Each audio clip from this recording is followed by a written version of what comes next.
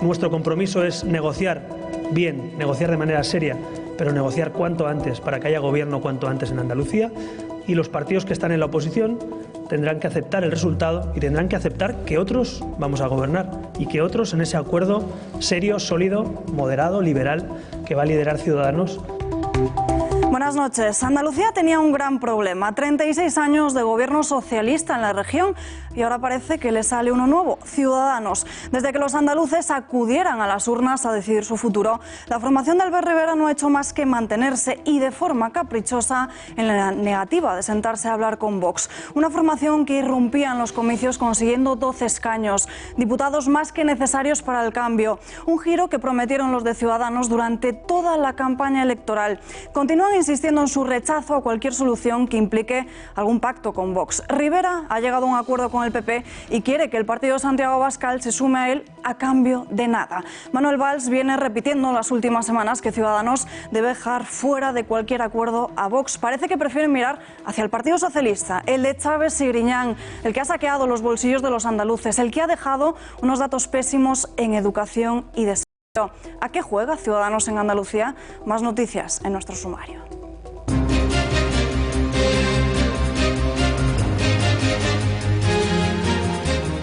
A Pedro Sánchez se le acaba el tiempo, aunque no tenga los apoyos suficientes. Este viernes el Consejo de Ministros aprobará el borrador presupuestario. Se iniciará, por tanto, la tramitación de las cuentas para este 2019. Sin embargo, necesita el sí del separatismo. Tanto estos como desde el nacionalismo vasco exigen gestos del Ejecutivo socialista. Pedro Sánchez y su gobierno, como en todos los casos y como nos pasa a todos los demás, tendrá que hacer y tendrá que poner de su parte, tendrá que hacer los esfuerzos necesarios para que esos presupuestos contenten no solo al PNV, contenten a Podemos, nos contenten a nosotros y también tengan un refrendo por parte de los partidos catalanes. El juicio por la salida a bolsa de Bankia se ha reanudado este martes en la Audiencia Nacional con el interrogatorio de Rodrigo Rato. Esta primera parte ha girado en torno al proceso de integración de las 7 cajas de ahorro que dieron lugar a Bankia. El expresidente ha insistido en que el Banco de España conocía las tripas de la entidad. Dentro en su despacho estaba el subgobernador y el presidente de Bancaja, el señor Olivas, y el gobernador y el subgobernador me dejan claro que ellos tienen la opinión de que Bancaja debe incorporarse al SIP. Calumnias, injurias continuadas y odio son los delitos por los que Vox se ha querellado contra Pablo Echenique y Teresa Rodríguez. Las filas de Santiago Abascal han presentado esta mañana una querella en los juzgados madrileños de Plaza Castilla contra estos dos miembros de Podemos por haberles tachado de cómplices de violadores y asesinos. Los 63 integrantes de la nueva promoción de jueces han recibido este martes sus despachos en un acto que ha estado presidido por Su Majestad Felipe VI. El acto ha tenido lugar en la Real Academia Española. Con esto, el Consejo General del Poder Judicial cambia su sede con motivo del 40 aniversario de la Constitución. Allí, el rey ha hecho una llamada al indispensable respeto de las resoluciones del Poder Judicial en España, un poder del que ha resaltado su plena legitimidad e independencia. Rescatados los cuerpos sin vida de 3 montañeros españoles y su guía peruano. Han fallecido en los Andes a causa de una avalancha. Otro de ellos ha logrado sobrevivir, el mismo que dio la voz de alerta. El grupo trataba de subir al Nevado Mateo, una cumbre de 5.150 metros situada en la Cordillera Blanca. El proceso de repatriación de los cuerpos será lento. El accidente se ha producido cuando descendían del Nevado Mateo, de 5.150 metros de altura, a consecuencia de una luz. Esta luz ha sido una placa de hielo, según nos ha explicado ayer un representante del Club Andino Peruano. La inmigración ilegal bate récord en España en 2018. En ese año entraron en España casi 60.000 inmigrantes ilegales, cuando en el mismo periodo de 2017 la cifra fue de 25.000, lo que supone un aumento de 129%. Lo analizaremos al final de este informativo en nuestra sección del Mundo en Guerra con Bruno Navarro.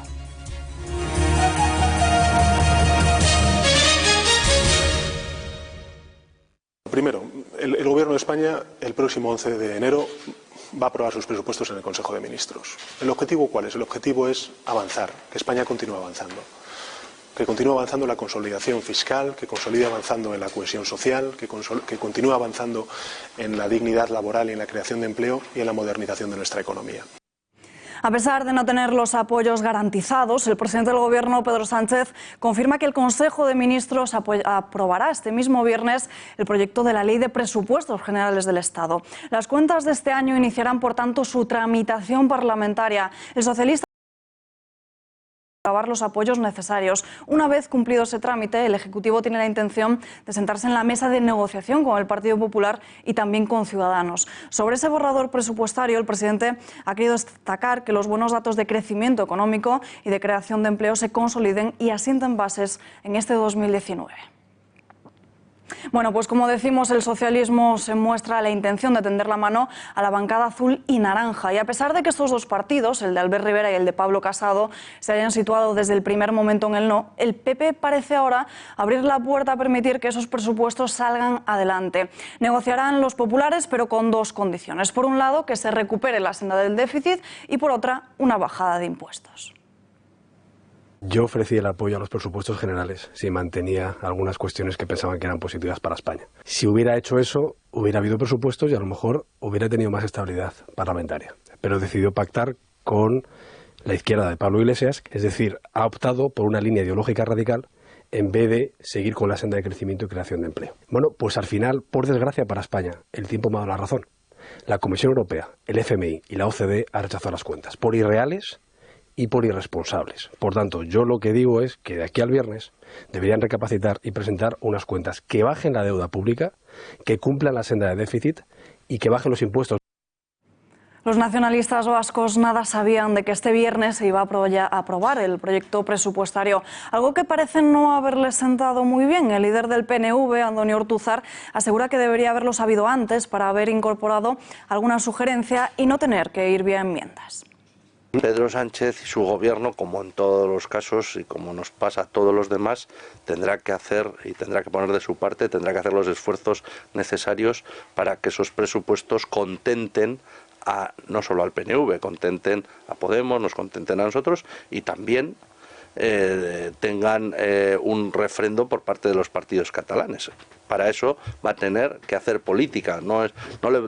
Nadie nos puede exigir al resto de partidos que demos cheques en blanco.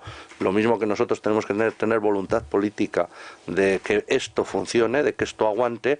También el gobierno tendrá que hacer bien las cosas para conseguir el apoyo del resto de grupos y hay margen para hacerlo. O sea, hay posibilidades para que en Euskadi y en Cataluña esos presupuestos tengan un efecto positivo. El PNV apuesta por la continuidad de Sánchez, como acabamos de escuchar, pero pide al socialista movimientos para que los partidos que respaldaron la moción de censura apoyen el proyecto presupuestario. Misma petición que exigen desde el separatismo. Una vez el Consejo de Ministros apruebe el anteproyecto de ley de los presupuestos y la ministra de Hacienda los entregue a Ana Pastor, se pasa.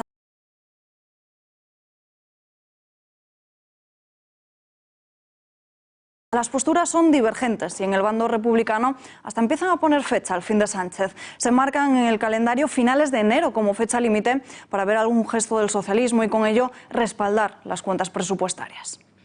No obstante, a pesar de que la postura oficial de Esquerra es no a todo un movimiento a su favor, hoy Dolors Bassa ha pedido continuidad. Es decir, que Pedro Sánchez continúe instalado en el Palacio de la Moncloa. La que fuera consejera de Trabajo prefiere mantenerse en tierra de nadie, ni un sí ni un no definitivo a las cuentas. No podemos dejar caer el gobierno de Pedro Sánchez. La alternativa a tumbar este gobierno es mucho peor con el PP, Ciudadanos y la extrema derecha. Si quieren aprobar los presupuestos, que hagan un gesto, lo que sea, pero que lo hagan.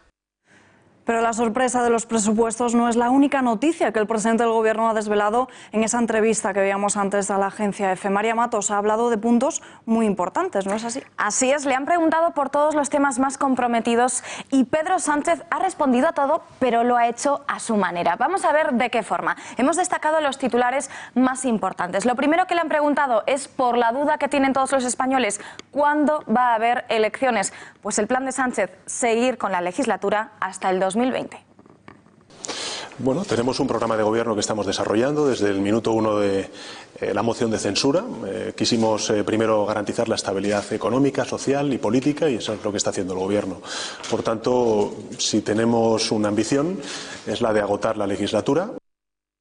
Al hablar de los presupuestos, muchas voces critican que quiera contar con la ayuda de separatistas para sacarlos adelante. Él ha confirmado además que va a tender la mano tanto a PP como a Ciudadanos.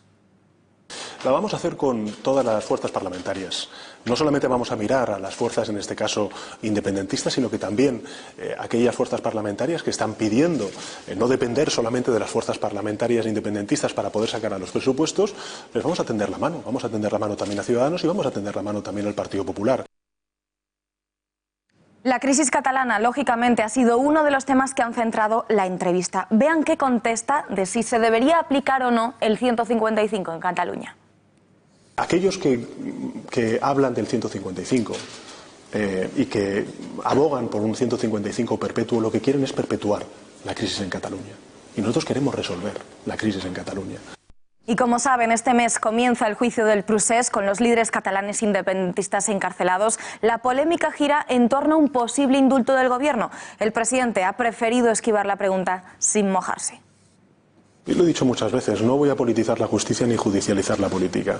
Creo que esto es una base a partir de la cual sí que empezaremos a acertar en lo que pueda ser la solución a la crisis política, y subrayo política, en Cataluña.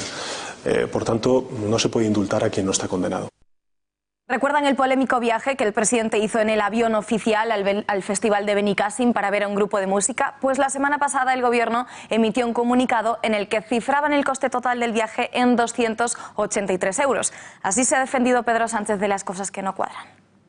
Lo que subyace en el fondo, como en otras muchas cosas, es el planteamiento de no reconocer la legitimidad del actual gobierno. El planteamiento patrimonialista que tiene la derecha y el conservadurismo en este país, de que solamente puede gobernar el Partido Popular y todo lo demás que gobierne no es legítimo. Y yo, pues lógicamente, cuestiono ese planteamiento que hace la derecha. Y por último, una de las primeras medidas que anunció Sánchez nada más llegar a la Moncloa, la exhumación de Franco del Valle de los Caídos, que todavía no han podido ejecutar. Pues de momento no ha dado tiempos, no hay una fecha concreta. Y en ese sentido, efectivamente, está siendo más largo de lo que inicialmente previmos al principio, pero creo que eso es bueno, porque estamos garantizando el derecho, en este caso de las personas aludidas, a poder alegar, a poder plantear sus diferentes visiones y sus discrepancias, y cuando llegue el momento y se finalice el procedimiento administrativo, el Consejo de Ministros resolverá. Veremos si a lo largo del año nos va dando más respuestas. Alba. María Matos, gracias y buenas noches. Buenas noches. Más asuntos. Rozando la mayoría absoluta, Partido Popular, Ciudadanos y Vox se quedarían a tan solo un escaño, según el último sondeo de Sociométrica para El Español. De él se desprende que el Partido Socialista sería la formación más votada si a día de hoy se produjeran unas elecciones en España. Ganarían en las urnas, consiguiendo una horquilla de 89-91 diputados. Le seguiría la bancada azul con un 4% menos de escaños y se quedaría el PP con 74-76 asientos en el Congreso. Ciudadanos se mantiene en tercera posición con 64-66. Se acredita Vox entraría en la Cámara Baja con 31-33 escaños. Y si estos tres partidos se unen, sumarían un 49,3%. No son suficientes para alcanzar los 176, que significa la mayoría absoluta, pero se le acerca y mucho.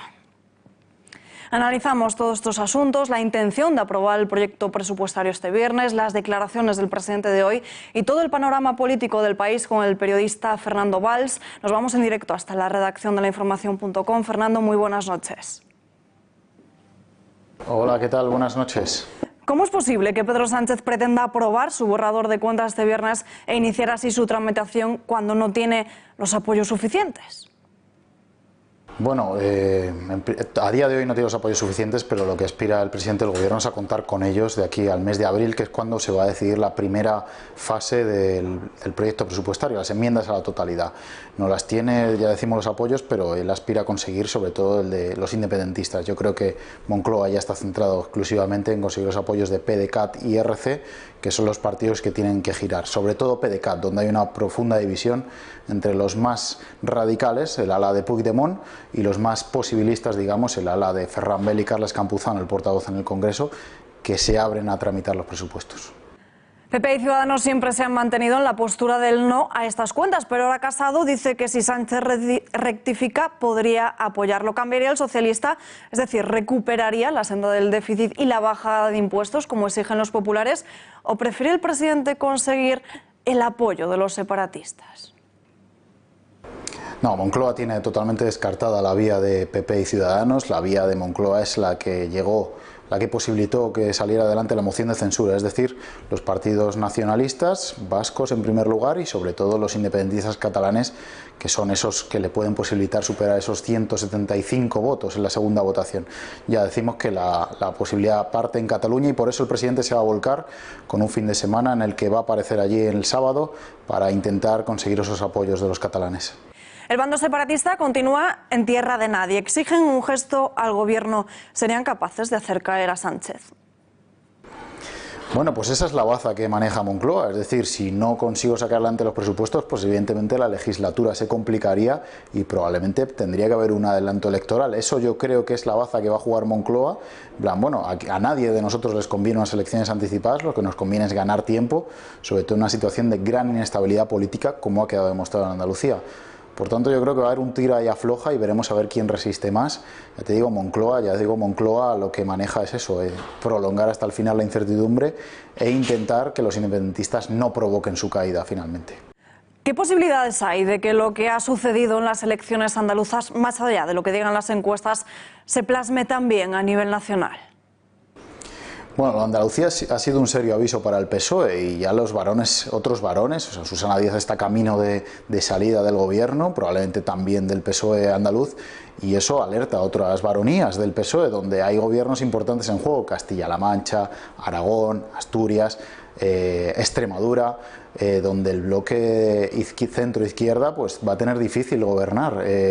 Eso, claro, en Moncloa está siendo analizado con lupa y, como digo, no conviene celebrar ese famoso superdomingo. A día de hoy lo que se inclina es separar las elecciones generales de las municipales y autonómicas y aguantar lo máximo posible. Veamos si los independentistas le conceden esa tregua a Pedro Sánchez. Fernando Valls, gracias por estar con nosotros en este informativo. Muy buenas noches. Gracias a vosotros y buenas noches.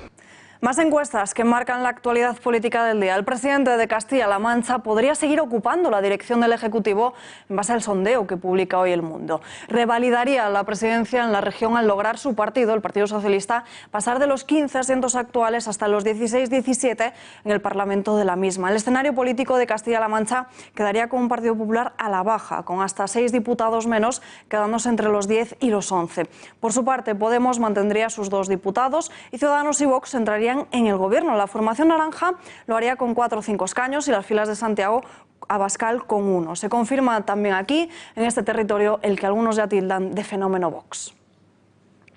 Teresa Mayada a Asturias y Ruth Beitia a Cantabria son las nuevas candidatas del Partido Popular para las próximas elecciones autonómicas, unos comicios que tendrán lugar el 26 de mayo.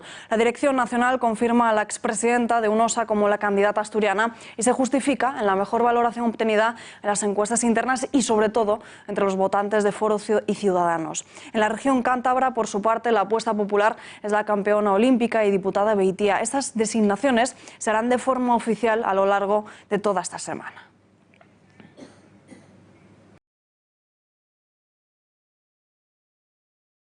Ha ocurrido esta mañana cuando el reloj marcaba las 9:30. Un grupo de manifestantes se ha concentrado en el paseo de Sarasate, frente a la sede de la Cámara, ante un despliegue de agentes de Policía Nacional. Ha sido después de que los agentes de Policía Foral entrasen esta madrugada en el Palacio Marqués de Rozalejo. Los ocupas de este inmobiliario han gritado un desalojo, una ocupación. Sobre las 10 se ha dispersado a los manifestantes. En plena polémica por su intención de retirar los fondos y subvenciones a organizaciones que fomentan el feminismo más radical y más violento, las mujeres de Vox han enviado un mensaje a este feminismo. Bajo el lema "No hables en mi nombre", advierten de la siguiente forma. ¡Ayuda! ¡Ayuda! No hables en mi nombre. Soy mujer y yo quiero una ley que proteja a mis hijas, pero también a mis hijos. Para nosotras, para muchas de nosotras y cuantitativamente para la mayor parte de las mujeres del mundo, su casa es su cárcel. No hables en mi nombre. Soy mujer y no quiero que se criminalice a mi pareja por ser hombre.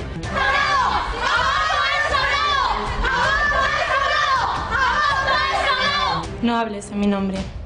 Soy mujer y quiero una ley que proteja al más débil. Que la prisión permanente revisable no es una medida eficaz para prevenir la comisión de los graves delitos de los que estamos hablando.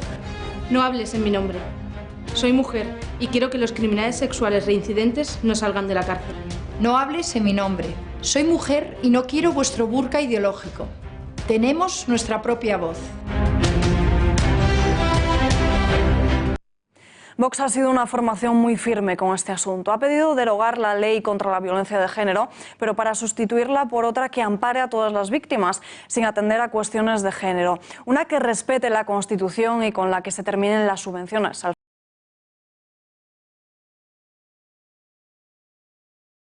Sustituida por una ley contra la violencia intrafamiliar que cumpla 3 requisitos. Primero, que ampare a todas las víctimas, sean hombres o mujeres. En segundo lugar, que sea una ley que de verdad cumpla los principios constitucionales. Y hay 2 principios constitucionales básicos. El que los hombres y las mujeres somos iguales ante la ley. Artículo 14, que estas leyes lo conculcan. Y además, el hecho de la presunción de inocencia. Y en tercer lugar, tiene también que acabar con todo ese negocio paralelo que se está aprovechando, desgraciadamente, de la tragedia de las mujeres. En lo que va de 2019, la Guardia Civil ha detenido en Alicante a 4 jóvenes de origen ecuatoriano como presuntos autores de un delito de agresión sexual. Y en Cantabria, un hombre de nacionalidad ecuatoriana ha pasado a disposición judicial por haber apuñalado de muerte a su pareja. Casos que arrasarían en los medios de comunicación si no fuese por la corrección política, si la nacionalidad o el origen de los presuntos autores fuesen diferentes.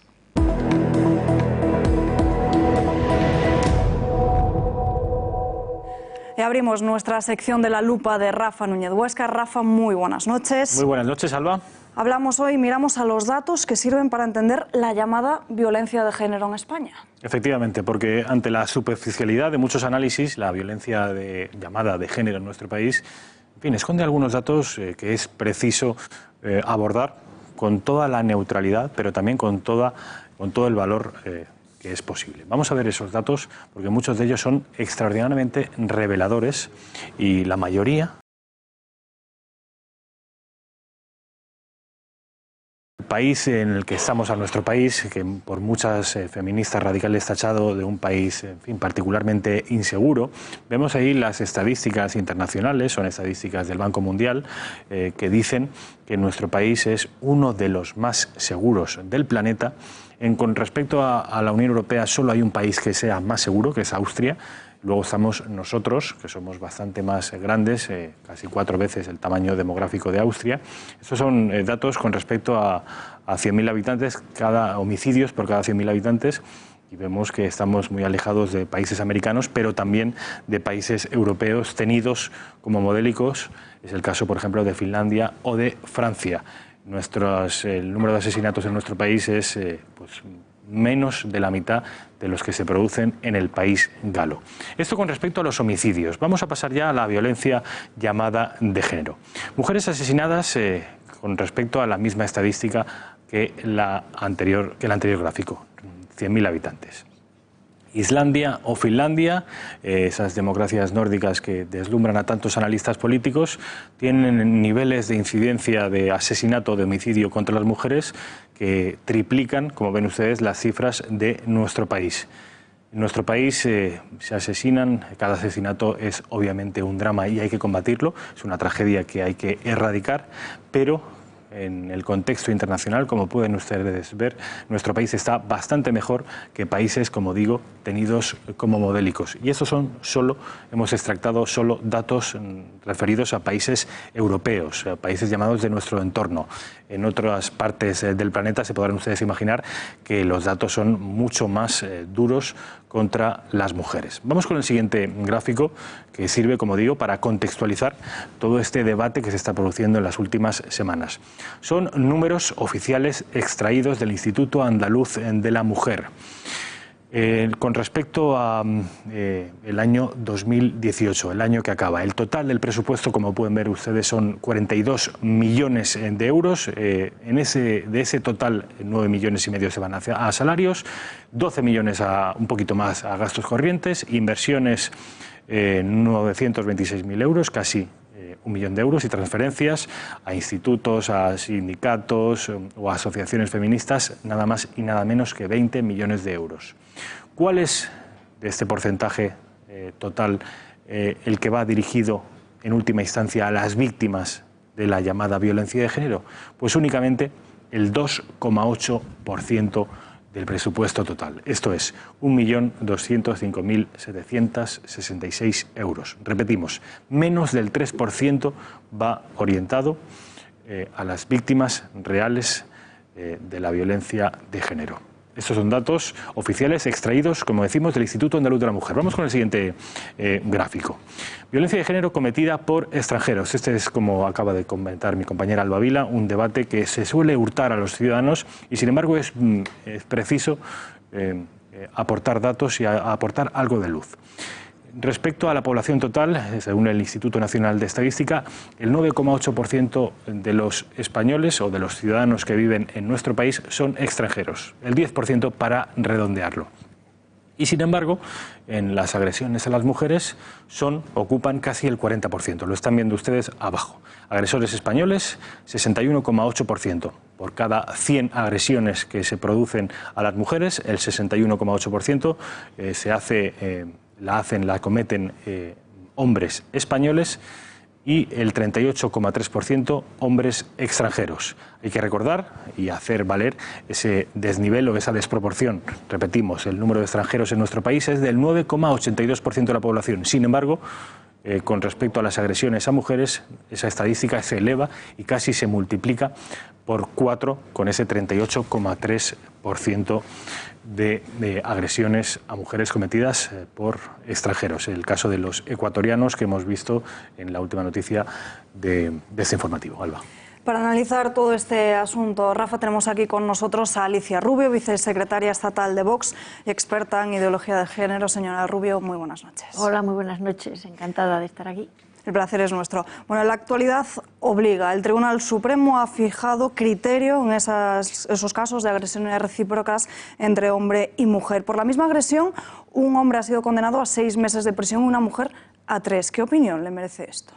Bueno, pues la opinión que expreso en el libro y que creo que a todos nos parece la adecuada. Es decir, que todo este tipo de cosas lo que se produce es una asimetría penal y una asimetría legal que hace que el varón esté discriminado. Pero es que todo esto proviene de una ley que parte de la base de que el hombre es violento por naturaleza y están todavía, es decir, siguen todavía apretando las clavijas a una ingeniería social que pasa precisamente por la destrucción del varón y de la masculinidad, aunque resulte a lo mejor raro decirlo. Entonces, pues esto es una vuelta más de tuerca y mañana veremos otra, como vimos todos los partidos apoyando una serie de medidas absolutamente inconstitucionales y liberticidas cuando hicieron el último pacto contra la violencia, la mal llamada violencia de género, donde además se repartían otros 1.000 millones más, que aunque a la gente corriente nos suena un dineral, en realidad es el chocolate del oro respecto a los miles de millones que llevan ya invertidos en este invento. Señora Rubio, ¿tiene usted la sensación de que Vox, de que su partido ha sabido explicar esta enmienda a la ley llamada de violencia de género en Andalucía? Hombre, para el que se quiera informar, sí. El problema es que hemos ido a pinchar, digamos, en hueso. Entonces, hay una desinformación tremenda. Se está poniendo en boca de Vox cosas que de ninguna manera hemos dicho ni queremos. Nosotros lo explicamos muy bien. El que se quiera informar puede ir a informarse. Informarse de que esta ley no funciona, de que además la han endurecido con una ley andaluza que es verdaderamente preocupante, que hay muchísimo dinero público que se va a todas estas redes clientelares, que no hay ni una sola señora asesinada menos y que lo que hay es un montón de gente viviendo de esto. A mí cuando me persiguieron por el libro, estas cifras que habéis puesto ya las ponía yo en el libro, con variantes, porque en función de, claro, las estadísticas, depende del año que las cojas, pues dan más o menos una cifra u otra, pero efectivamente hay aproximadamente un 30-35% de los asesinos en la pareja que son hombres extranjeros. Eso no es criminalizar a los extranjeros, eso es simplemente decir la verdad, y si uno trata de hacer campañas, centrarse en las, digamos, en la parte de la población donde más incidencia hay, no es más. Es cierto también que, bueno, todas las cifras que se han dicho son realmente son reales. El Instituto de la Mujer invierte cantidad de dinero en cosas que no son precisamente las maltratadas, y de ese 1,5 millones que aparece, es que además tampoco va a las maltratadas, en muchos casos va a las aprovechadas, porque realmente, y esa es la crueldad de esta ley, es que las maltratadas siguen sin atreverse a acercarse a una comisaría, por la sencilla razón, y todos tienen que entender que esta ley está mal hecha de principio a fin, por la sencilla razón de que si una verdadera maltratada va, lo único que se encuentra es con que a su marido se lo llevan un fin de semana, por la perversa idea de que la maltratada tiene que seguir en su casa y el que tiene que salir es el maltratador, cuando realmente lo que hay es primero que resolver la situación y luego ya veremos, y se la deja a ella sola en casa para cuando suelten a ese señor, que es un maltratador y un malvado, salga contento de prisión con un papelito que es una orden de alejamiento judicial que no tiene la menor validez a efectos de que ese señor se quiera vengar de la mujer que lo ha denunciado. La verdadera maltratada no se atreve porque, claro, el poco dinero que se invierte realmente en defender a las mujeres es que ni siquiera va a ellas, y su expediente además se encuentra con cientos de expedientes de señoras que acusan a sus maridos para conseguir ventajas en el proceso de divorcio, cosa que todo el mundo sabemos y todo el mundo conocemos.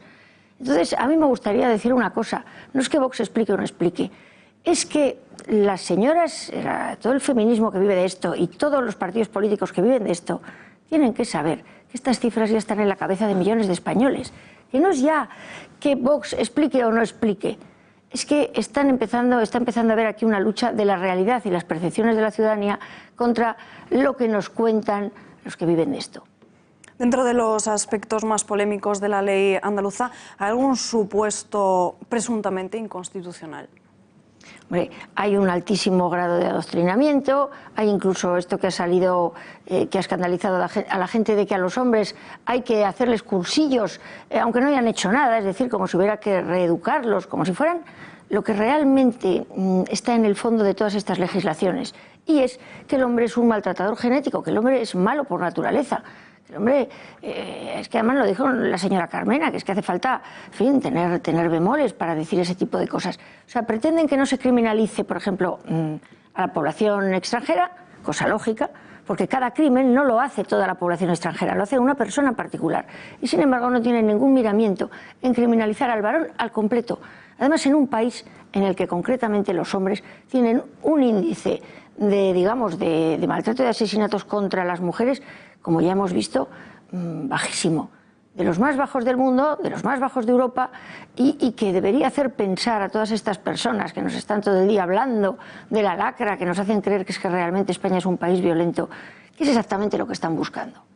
Porque al final nos encontramos con que llevamos 14 años de una ley que ha vulnerado los derechos de millones de hombres, que ha hecho que muchos hombres terminen suicidándose, y esa es otra de las grandes cifras que anda oculta, y que al final no ha resuelto nada más que una cosa: el bolsillo de muchísimos lobbies que viven de esto, de muchísimas personas pertenecientes al lobby feminista que viven de esto.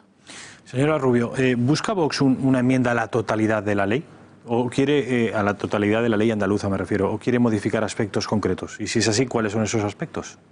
Vamos a ver, la ley andaluza es inconstitucional. ¿Cómo es inconstitucional esta ley? Todo el mundo tiene que pensar que, bueno, que es constitucional porque un tribunal constitucional tremendamente politizado, y con un voto condicionado precisamente por el partido político que la sacó, dijo que era constitucional, pero también fueron constitucionales las leyes de apartheid, también fueron constitucionales, en fin, quiero decir que eran legales y estaban muy bien vistas las leyes de esclavitud. Entonces, el problema no es que unos señores digan incidentalmente si esto es constitucional o no. Esto es inconstitucional porque vulnera derechos fundamentales y porque además se opone frontalmente a artículos importantísimos de nuestra Constitución. Punto. Hasta el más, el más desinformado pone los puntos que la Constitución nos pone y pone algunos de los artículos, tanto de la Ley Integral de Violencia de Género nacional como de la andaluza, y son inconstitucionales. Hay que hacer una enmienda a la totalidad y hay que hacer una ley nueva en la que se proteja, se respete además a los menores, no se les adoctrine, es decir, y además se recupere la presunción de inocencia para el varón. ¿Cuál es la incidencia real de la llamada violencia de género en España? ¿Estamos peor que en otros países? Estamos muchísimo mejor, somos uno de los países más bajos de Europa y teniendo en cuenta que Europa es el continente menos violento del mundo, somos uno de los países con violencia más baja del mundo contra las mujeres. O sea, es todo un cuento chino.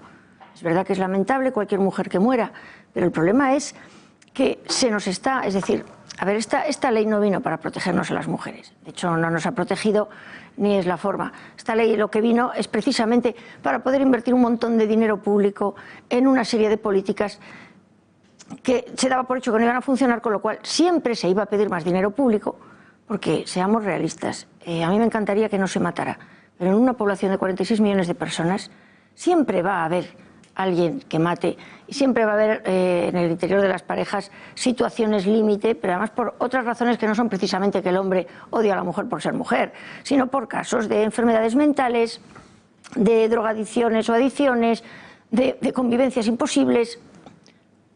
No se puede poner un policía en cada casa.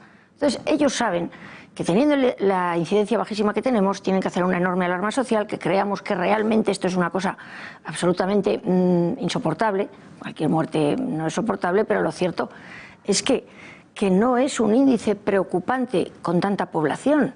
Y que claro, esto es un engaño. Y como siempre va a haber alguna mujer muerta, porque es inevitable, como también va a haber algún accidente de coche, por mucho que mejores todo, pues se sigue pidiendo dinero público. Y se sigue metiendo más dinero público. Y además encima la ley es tan perversa que como no protege a las verdaderas maltratadas, seguirá habiendo mujeres que terminen muriendo a manos de maridos maltratadores o de personas malvadas. Su partido está en estos momentos en una negociación junto con Ciudadanos y el Partido Popular en Andalucía y parece que uno de los principales obstáculos, según el Partido Popular y sobre todo según Ciudadanos, es la enmienda que hace Vox a la Ley de Violencia de Género andaluza. ¿Cree usted que las negociaciones tendrán éxito o que habrá nuevas elecciones en Andalucía? No tengo ni idea. Todavía siguen negociando y eso va a depender del sentido común, no de Vox, del sentido común de estos otros dos partidos. Que uno de ellos además estaba totalmente en contra al principio de su andadura, totalmente contra esta ley, y ahora está explicando unas cosas farragosas, que la violencia intrafamiliar ya ha terminado, la de género no. Falso, siguen muriendo hombres. Es curioso cómo en la manipulación de cifras que se hace, hubo incluso años en los que no había hombres muertos. Y de hecho tú preguntas y la gente no tiene ni idea. La gente te dice, hay una mujer muerta este año, hay 47 el año pasado. Nadie sabe cuántos hombres muertos hay. Y seamos realistas, ¿alguien se cree realmente que España es el único país del mundo donde las mujeres no matamos hombres? Porque bueno, yo lo digo siempre, si España es el único país del mundo donde no hay hombres muertos a manos de mujeres, creo que tendríamos que estar celebrándolo todo el día con cava. O sea que me parece una noticia extraordinaria, pero no es cierto. La violencia intrafamiliar existe y existen hombres que matan a sus hijos y mujeres, dos por cada hombre, que matan a sus hijos y mujeres que matan a sus maridos. Como hay maridos que matan a las mujeres, se necesita una ley respetuosa además con la intimidad de la familia, pero que proteja y que prevenga este tipo de situaciones. Y no como lo están haciendo. Esto no pretende absolutamente nada de eso, porque además el negocio consiste en que siga habiendo violencia. Entonces, pues, al fin y al cabo es una pescadilla que se muerde la cola. Y a mí el decir esto, pues me ha costado muchísimos disgustos y me alegra mucho ver que la población española ya se empieza a dar cuenta de todo este engaño. Entonces, bueno, que si la negociación va a funcionar o no, pues va a depender de las ganas que tengan los otros dos partidos realmente de cambiar la situación de Andalucía. No de cambiar el nombre de los señores que están en las poltronas. Porque si ese tipo de políticas, como otras que Vox también pide derogar, continúan vigentes, Andalucía va a ser lo mismo con otro collar distinto, pero lo mismo, los mismos problemas y los mismos perros con distintos collares. Y Vox no quiere eso. Pues Alicia Rubio, muchísimas gracias por estar aquí con nosotros. Muy buenas noches. Encantada. Rafa, gracias por esta lupa. Gracias, ahora miramos Alba. otro asunto. La crónica política de esta segunda semana del año se centra en Andalucía. Esta misma tarde se han reunido sobre las 4 en Madrid Partido Popular y Vox. Lo han hecho para poner fin a esos casi 40 años de Ejecutivo andaluz. El secretario general del Partido Popular, Teodoro García Egea, ha asistido acompañado del vicesecretario de Organización y número 3 del partido, Javier Maroto, y de la responsable del área de comunicación, Marta González. Por su parte, de Vox han estado su secretario general, Javier Ortega Smith, Rafael Bardají y José Francisco Contreras. Tan solo media hora después de esa reunión, Vox ha hecho público un documento con las exigencias del partido para cerrar el acuerdo de investidura. Mantienen su intención de una ley de violencia doméstica, de devolver las competencias del Estado y sus requisitos sobre inmigración ilegal. Reclaman medidas en torno a la radio y televisión andaluza y libertad de prensa, creación de una consejería de familia y natalidad, libertad de educación, control del fundamentalismo islámico y la derogación de la ley de memoria histórica. Y ante la negativa 1, 2, 3. Propuestas de Vox para la investidura del presidente de la Junta de Andalucía, Radio Televisión Andaluza y libertad de prensa, creación de una consejería de familia y natalidad, libertad de educación, control del fundamentalismo islámico, derogación de la ley de memoria histórica. Ante la negativa de la formación naranja de sentarse a hablar con Vox y de mantenerlos al margen de las negociaciones para formar gobierno en Andalucía, la formación de Abascal ha cargado duramente contra Ciudadanos. Exigen que su partido sea escuchado. A Vox no le dejan sentarse en una mesa a hablar, que yo creo que es el principio básico de la democracia, que si los votantes han dado sus votos, lo que tenemos que hacer es sentarnos todos en una mesa a hablar de política, y no hacerlo es precisamente lo contrario a la democracia que creemos en Vox y que defendemos igual que nuestra Constitución. Nosotros no tenemos que ser los ofendidos son 400.000 andaluces a los que están ninguneando. Que no piensan ni siquiera sentarse a escuchar las propuestas de otros partidos, algo que verdaderamente nos parece inconcebible desde el punto de vista del respeto democrático y del respeto a 400.000 andaluces. Tenemos 12 diputados y además son 12 diputados decisivos. Por tanto, reconózcasenos al menos, aunque solo sea como principio de negociación, que sin Vox no habría ningún posible cambio. Sin embargo, Ciudadanos no se muestran dispuestos a ceder y avisan de que no van a cambiar ni una coma del acuerdo con los populares. Es que nosotros ahora mismo tenemos cerrado este acuerdo de 90 medidas con el Partido Popular y que no vamos a cambiar ni una sola coma de este acuerdo. Es decir, no vamos a salir de esta negociación y de estas medidas, insisto, de regeneración que hemos acordado con el Partido Popular. Por tanto, creo que de esta reunión no va a salir ningún cambio que pueda afectar a este acuerdo que tenemos ahora mismo con el Partido Popular.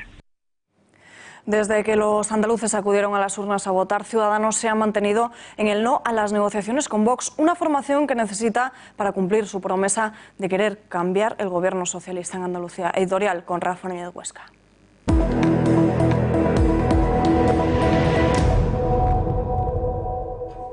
Ciudadanos tiene un problema. Un partido que ha hecho de la ambigüedad y la equidistancia su leitmotiv está obligado a significarse.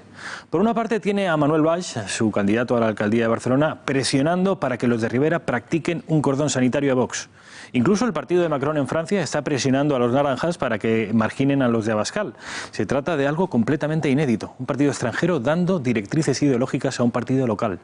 Una circunstancia que sin duda provee de munición argumental a todos aquellos que acusan a Ciudadanos de ser una sucursal española de una suerte de movimiento globalista.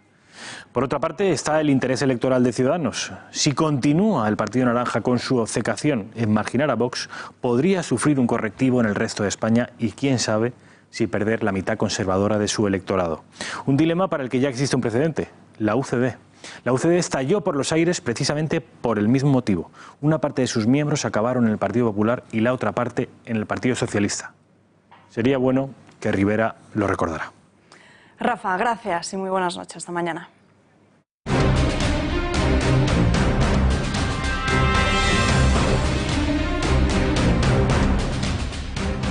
Abrimos nuestra sección de Mundo en Guerra mirando hacia la inmigración ilegal. Y es que este pasado 2018 ha batido cifras históricas. Ha crecido un 129%. La llegada a las costas de inmigrantes es mucho más notable que otros años. Según las estadísticas oficiales del Ministerio de Interior, que se cerró con datos del 30 de noviembre, se aprecia que entre enero y noviembre entraron en España casi 60.000 inmigrantes ilegales, cuando en el mismo periodo de 2017 la cifra fue de 25.000. En 2018 el flujo de inmigración ilegal a nuestro país se ha disparado.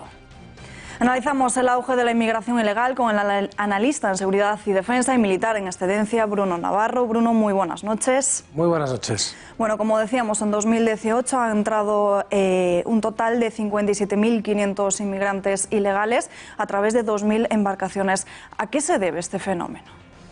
Bueno, estamos hablando de 57.000 aproximadamente por vía marítima, pero si sumamos las vías terrestres estamos hablando de 65.000, 70.000 probablemente inmigrantes ilegales que hayan entrado en España, ¿no? Lo cual es una cifra aún más tremenda, ¿no?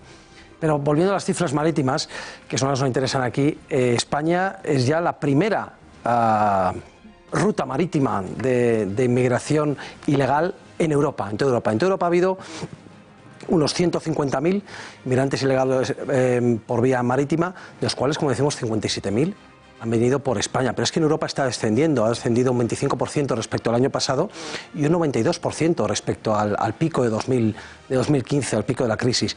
Y en España, sin embargo, hemos subido ese 160% del que hablabais, lo cual, bueno, es tremendo. Entonces nos preguntamos, ¿por qué? ¿Por qué en el conjunto de Europa baja, ¿no? Desciende la inmigración ilegal marítima y en España aumenta? Pues fundamentalmente porque, por dos razones, porque en Italia han descendido las salidas desde el norte de África, desde Libia, Argelia, Túnez, hacia Italia, en un 80%. ¿Por qué? Porque Italia y Malta han cerrado los puertos a los buques y pateras y buques y barcos de las mafias, y porque han instituido una serie de acciones legales eficaces contra los inmigrantes ilegales y sobre todo contra las mafias, con las mafias incluidas potencialmente como mafiosas, por lo menos están investigadas en ese sentido, varias de las ONGs que los rescatan en el mar, cuando en ocasiones lo que hacen es directamente cogerlos prácticamente en la costa del norte de África y conducirlos ahí en contubernio con las propias mafias. Este descenso, un 80% de esa ruta central en el Mediterráneo, hace que busquen otras rutas alternativas y se han fijado en España. ¿Por qué? Bueno, la ruta es más corta y menos agua que cruzar, es por lo tanto menos peligrosa.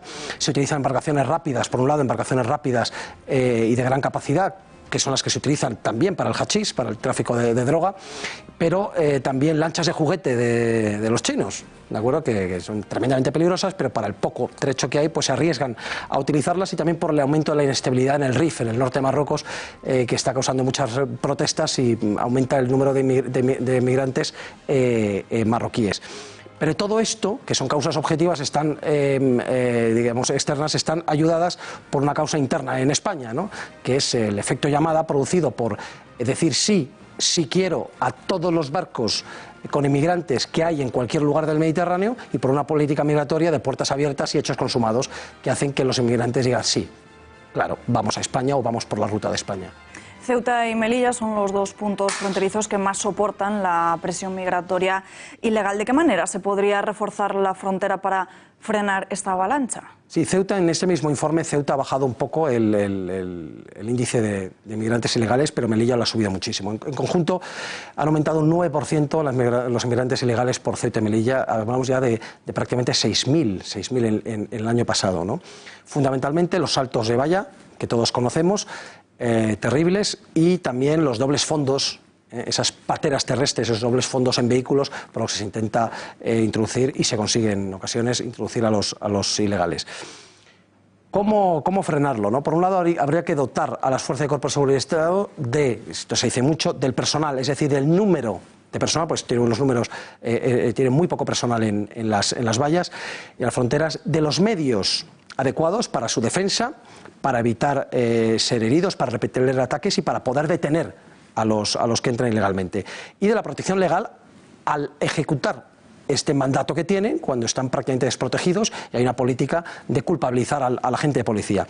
También hay que modificar la legislación para permitir una mayor flexibilidad en la devolución caliente. Es decir, tú cruzas y una vez que te he cogido con las manos en la masa en este lado de la frontera, ya en España, te devuelvo un caliente, te devuelvo inmediatamente y no inicio un proceso solamente porque hace 10 segundos estabas en el otro lado de la valla. Actualmente sí que está admitida, pero está admitida a muy pocos metros de la valla y siempre y cuando no haya cometido violencia contra los agentes, cosa que muchos lo hacen ex profeso, cometen violencia contra los agentes de policía para no poder ser deportados inmediatamente. Y reforzar la valla que tenemos. La valla es de pocos kilómetros, tanto en Ceuta y Melilla. Estados Unidos está construyendo una valla kilométrica de miles de kilómetros a lo largo de todo Estados Unidos, se puede hacer. Tenemos una valla muy mala, una valla que hay que reforzar, una valla donde tiene puntos negros muy señalados y lo único que hay que hacer es meter dinero para hacer una valla realmente infranqueable, que es posible, es decir, la tecnología existe para hacerla infranqueable y evitar eso que nos inunda de inmigrantes ilegales y que a ellos tampoco les hace ningún bien por el riesgo que corren al intentar cruzarla.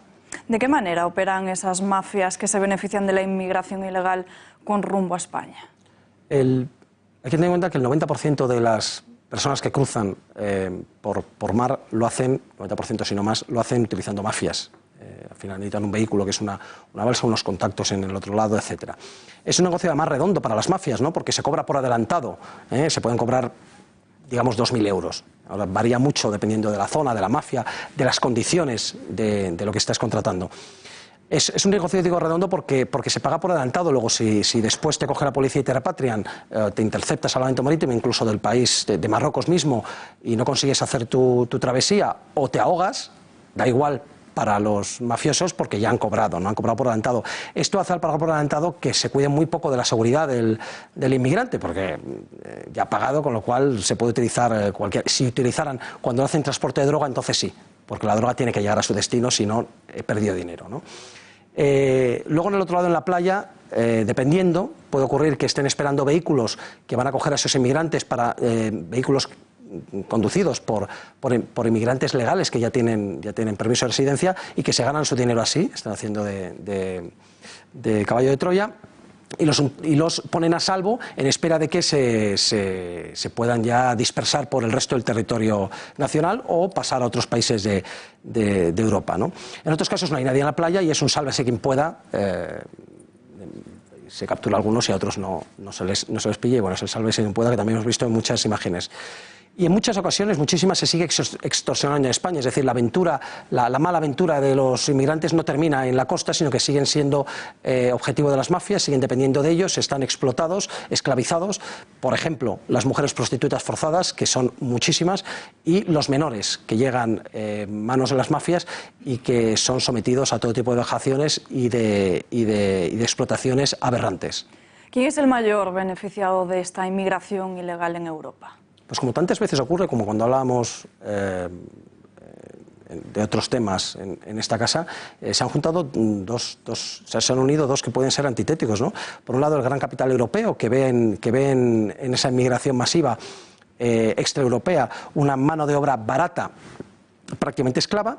Por lo tanto, además, como segundo beneficio, un abaratamiento de la mano de obra propiamente europea, autóctona, y el hecho de que una masa informe europea que deja de ser europea, que no tiene identidad ni raíces ni nada que les ate en común, es mucho más fácilmente manipulable como meros consumidores, que es lo perfecto para esa idea. Y por otro lado se ha unido la izquierda, ¿no? La izquierda que en el fondo busca una destrucción de la homogeneidad mínima necesaria para formar una nación, ¿no? Y la nación es un concepto que odian por lo general. La identidad nacional, la religión, la cultura, en España mismamente, ¿no? Con lo cual, un aumento de los inmigrantes, además de saber que les va a dar básicamente el voto inmigrante, va a ir hacia esas izquierdas, que son quienes parece que les están apoyando.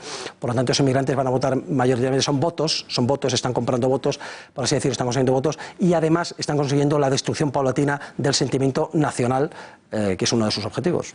Y ya por último, Bruno, se nos acaba el tiempo. ¿Cuál es el papel de Marruecos respecto a la inmigración ilegal que sufre España? Pues si bien en el yihadismo, hablábamos en esta misma casa en ocasiones, hemos dicho que la colaboración con el tema del yihadismo es aceptable, en ocasiones incluso buena, se van mejorando. La realidad es que en el tema de inmigración ilegal hay poca colaboración, voluntariedad escasa, es difícil y a veces inexistente, dificultades enormes legales y burocráticas para las investigaciones y que depende muchísimo. Realmente lo que tiene Marruecos es un grifo, como el mismo que tiene Turquía con Grecia, por lo tanto, Unión Europea. Marruecos tiene un grifo con España que abre o cierra de migrantes, de permitir, de mayor permisividad a la hora de permitir ese flujo de inmigrantes hacia España, lo abre o lo cierra en función, o qué casualidad, de las negociaciones que estén en curso, sean pesqueras o de otro tipo, con España o con la Unión Europea. Bruno Navarro, muchísimas gracias por estar aquí con nosotros. Gracias a vosotros. Buenas noches. Y nosotros nos despedimos ya, pero como siempre les dejamos con Tiempos Modernos y después el mejor análisis de toda la actualidad política en El Gato al Agua. Hasta mañana.